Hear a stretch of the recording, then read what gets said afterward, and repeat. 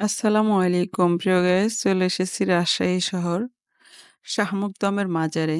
তো গাইস, আপনারা জানেন ৩৬০ অলিয়া উলিয়ার দেশ আমাদের এই বাংলাদেশ। শাহ মকদমের মাজার রাজশাহী শহরে অবস্থিত। আর শাহ মকদম আমাদের শেষ নবী হজরত মুহাম্মদ সাল্লাল্লাহু আলাইহি ওয়াসাল্লামের বংশধর। তো গাইস, শাহ মকদমের মাজারের কাজ চলছে। এটা অনেকদিন যাবৎ চলছে। আর এটা হচ্ছে তার প্রধান দরজা হচ্ছে, যেটাকে বলে সদর দরজা বা গেট, যাই বলেন না কেন। তো এখানে কিন্তু এখনো কাজ চলতেছে আর সাইডে একটা খুবই সুন্দর মসজিদ হচ্ছে। তো আমরা আজকে শাহ মকদমের মাজারটা পুরোটাই ঘুরে দেখব এবং তার জীবনী সম্পর্কে হালকা কিছু জেনে নেব। তো গাইস, আমি এখন শাহ মকদমের মাজারের ভেতরে যাচ্ছি আর গেটটা অনেক সুন্দর। আর গেটে যারা কাজ করতেছিল তারা আমাকে বলছে, আপনি গেটটি উদ্বোধন করে দেন। কারণ হচ্ছে এখনো এই গেট দিয়ে মানুষ চলাচল করে না। আমি ফার্স্টে ঢুকলাম। মানে আরকি চলাচলের জন্য এই গেটটা ব্যবহার করা হয় না। সাইডে আরো একটি গেট করা হয়েছে সাধারণ মানুষ চলাচলের জন্য। ওদিক দিয়ে মানুষ যাতায়াত করে।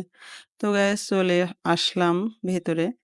তো এই যে আমার আ বামের দিকে যেই বিল্ডিংটা দেখতে পাচ্ছেন, আসলে এটা হচ্ছে মসজিদ তৈরি করা হচ্ছে। আর সামনে বরাবর যেটা দেখতে পাচ্ছেন, ওটাই মূলত মাজার। তো আমরা মাজারের চারিপাশটা একটু দেখব এবং মাজারের ভেতরটা দেখব এবং এখানে কিভাবে কাজগুলা করা হচ্ছে পুরোটাই আমরা দেখব।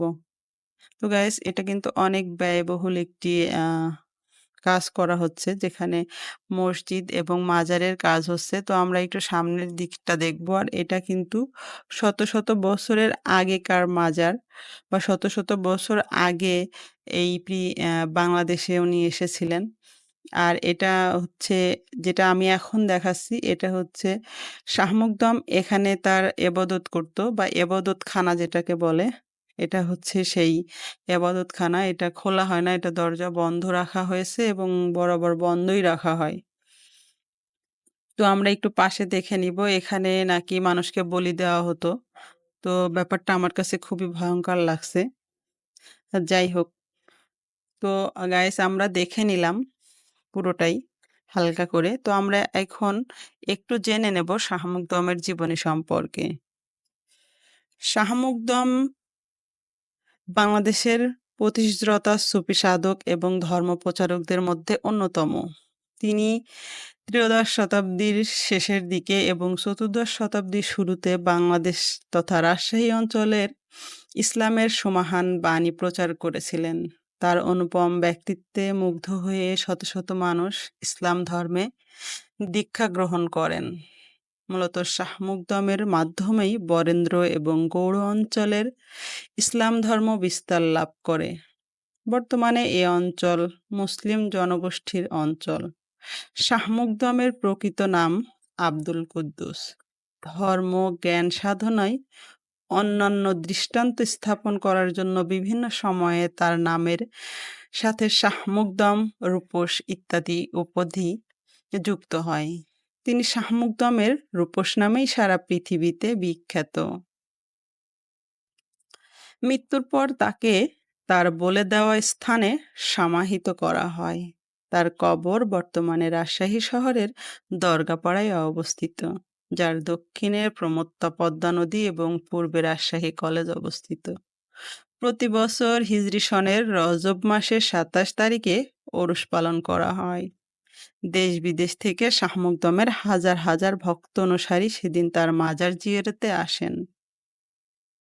গায়েস, দেখে নিলেন, শুনে নিলেন শাহ মকদমের মাজার এবং তার জীবনী সম্পর্কে। আর এখন যেটা দেখতেছেন, এটা হচ্ছে শাহ মকদমের মাজারের কাজ চলতেছে এবং মাজারের যেই মূল অংশটি সেটা কিন্তু এখন খুবই নিখুঁতভাবে সেটাকে সংরক্ষণ করা হয়েছে। আর এখন যেই নীল একটি কবর দেখতে পাচ্ছেন, এটা মূলত শাহ মকদমের যেই কুমিরটা ছিল, এটা তার কবর বা তার মাজার, কুমিরের মাজার।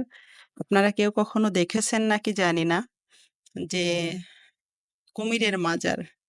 তো এটা শাহ মকদমের পালিত সেই সময়ের কুমিরের মাজার।